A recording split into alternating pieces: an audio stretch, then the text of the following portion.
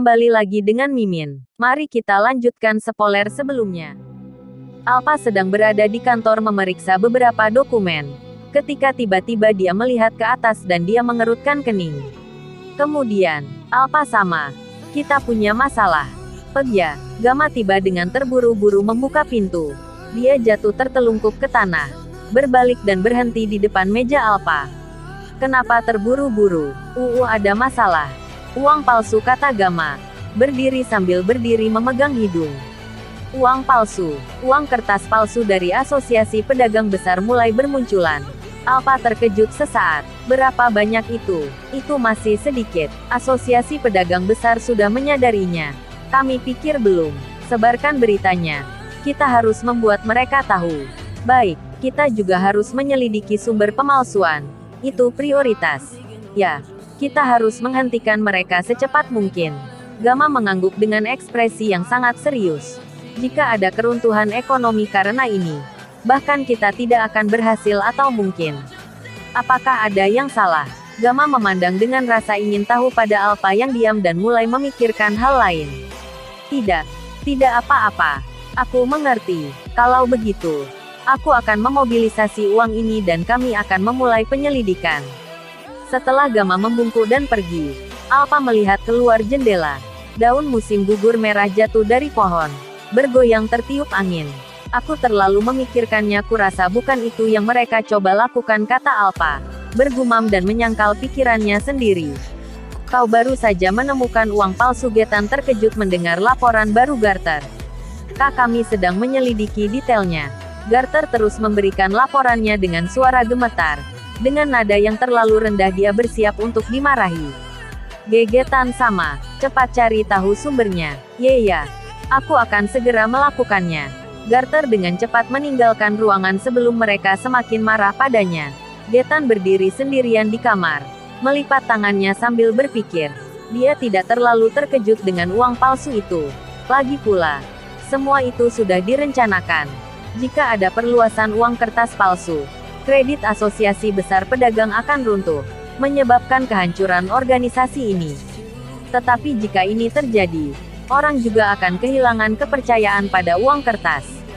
Mitsugoshi, ini hanyalah percikan yang akan menyebabkan kehancuran kredit. Mitsugoshi juga mengeluarkan kredit menggunakan uang kertasnya. Oleh karena itu, setelah Asosiasi Pedagang Besar, Mitsugoshi akan menjadi yang berikutnya yang dihancurkan karena tidak dapat mendukung nilai tukar dari uang kertas menjadi koin. Uang kertas Mitsugoshi berkualitas tinggi. Jadi jika seseorang mencoba memalsukannya, mereka akan segera memperhatikan dan berhenti dipasarkan. Namun, ceritanya berbeda dengan Asosiasi Pedagang Besar yang telah menghasilkan banyak uang kualitas yang lebih rendah dan lebih mudah untuk dipalsukan. Ini adalah rencana Getan. Namun, dia berharap mereka akan tahu lebih lama lagi. Asosiasi Pedagang Besar menyimpan dana dari kultus, jadi mereka diharapkan menemukan uang palsu setelah dana itu dipindahkan ke tempat yang aman. Apakah mereka meneruskan rencananya? Karena ini adalah perintah dari Komando Tinggi Sekte. Getan tidak punya pilihan selain mematuhi mereka. Namun, mereka seharusnya memberitahunya lebih awal. Apa yang terjadi? Dia memutuskan untuk menghubungi atasannya. Jika ini bukan bagian dari rencana, ada kemungkinan bahwa kultus kehilangan dananya. Itulah yang dipikirkan Getan saat dia menyentuh luka di matanya dengan rasa sakit. Uang palsu sedang didistribusikan dan dibebankan sedikit demi sedikit sesuai rencana. Saat ini, aku berada di atas menara jam dalam mode John Smith. Aku melihat lanskap perkotaan di bawahku. Melihat ekonomi dan organisasi yang berkembang pesat bergerak dalam bayang-bayang. Sepertinya organisasi mulai bergerak, lalu aku tersenyum lebar. Aku ingin tahu siapa yang akan menjadi orang pertama yang menemukan pengaruh kita. Selagi aku memikirkan itu, sambil menatap kota dengan tenang, aku melihat bagaimana sebuah kereta pergi diam-diam dari ibu kota. Juga 3 bayangan tersembunyi di balik gerbong itu. Begitu jadi yang pertama menyadarinya adalah, aku melompat dari menara jam untuk mengejar mereka.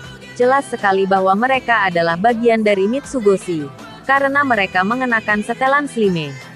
Sayang sekali aku tidak bisa membiarkan mereka menemukanku. Bahkan jika apa yang aku lakukan adalah untuk mereka, Apa yang aku lakukan jelas merupakan pengkhianatan. Aku akan memberitahu mereka segalanya. Tetapi ketika aku sudah selesai, nomor 664 melihat ke arah nomor 666 yang datang di belakangnya saat mereka mengejar kereta yang keluar dari ibu kota pada tengah malam.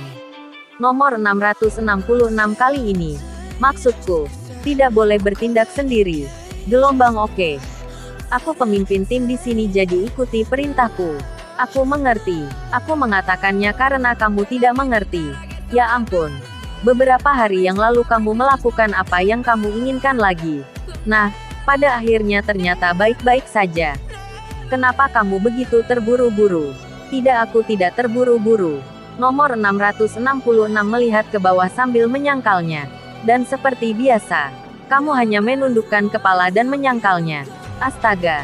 Jika kamu tidak memberitahuku apa, itu mengkhawatirkan. Aku tidak bisa mengerti dirimu. Nomor 664 mari fokus pada misi di depan kita. Ya, kamu sangat benar. Tetapi justru karena aku ingin fokus pada misiku, aku memperingatkanmu untuk tidak membuat keputusan sendiri. Nomor 664 berpaling dari nomor 666 dan kemudian menghela nafas. Pada saat yang sama, dari belakang dia mendengar suara menguap. Tunggu. Nomor 665. Apakah kamu baru saja menguap? Nomor 664 melihat ke belakang lagi dan kali ini dia melihat ke No. 665. Aku, tidak, ya kamu baru saja. Aku 100% yakin kamu melakukannya. Terlebih lagi, aku mendengarnya dengan keras dan jelas. Kamu fokus juga pada misi.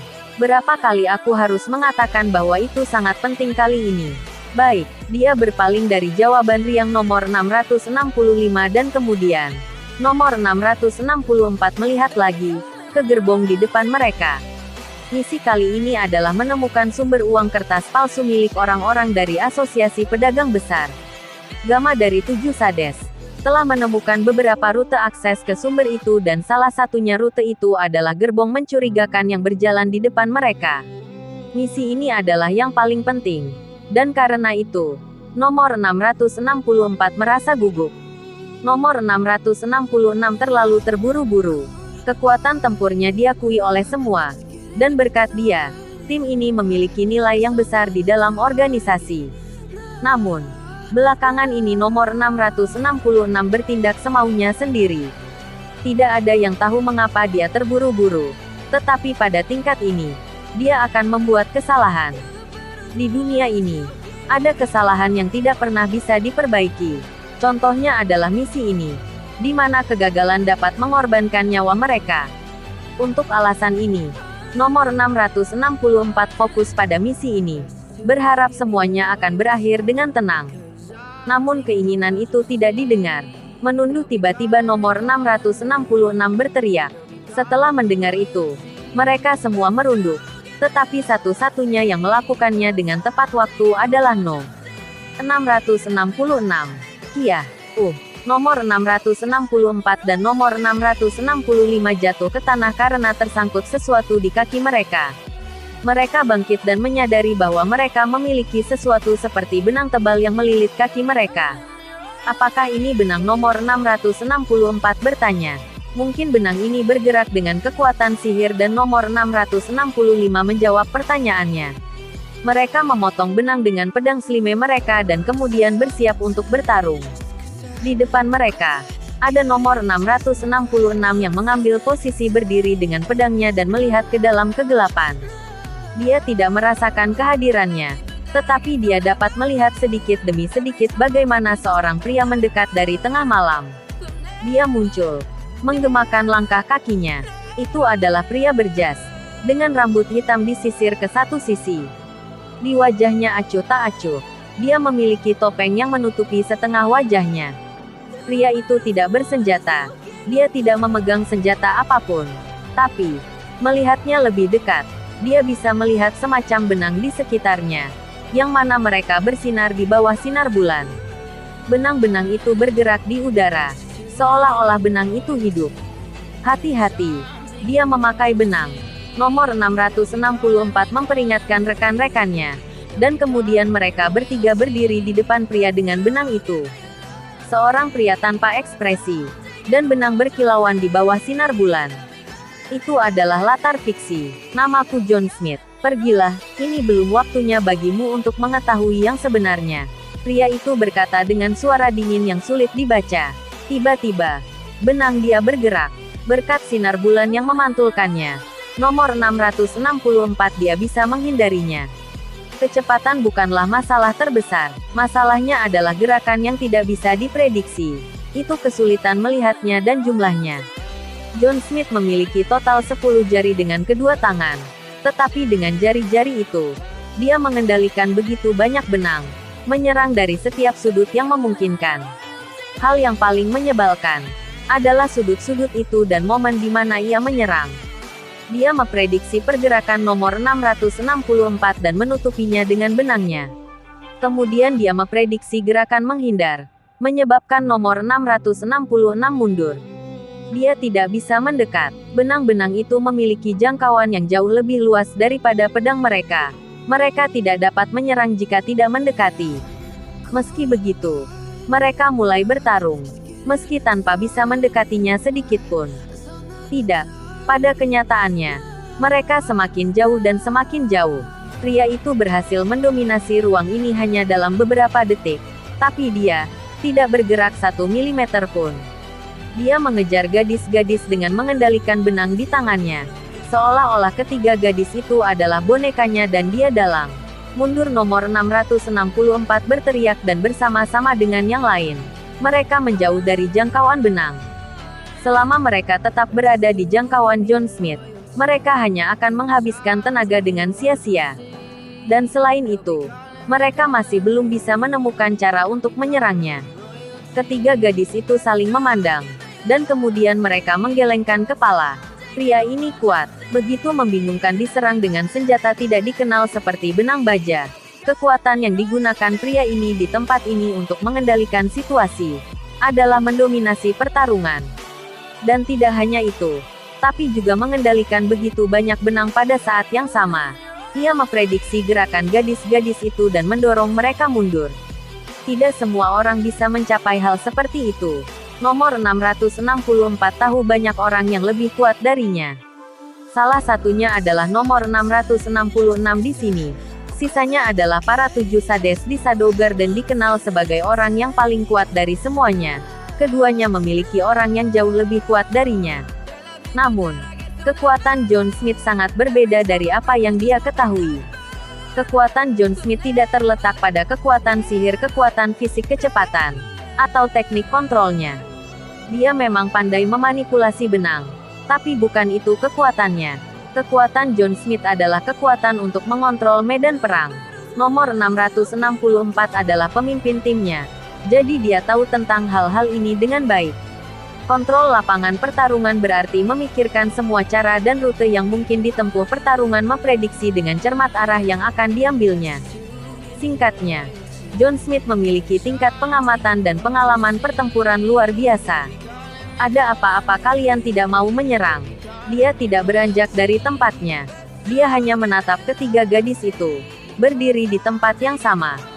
Dia sangat percaya diri, keyakinan bahwa dia akan menang tidak peduli apa yang mereka lakukan atau apa yang bisa terjadi di tempat ini. Terima kasih telah menonton videonya. Yang belum subscribe di subscribe dulu guys.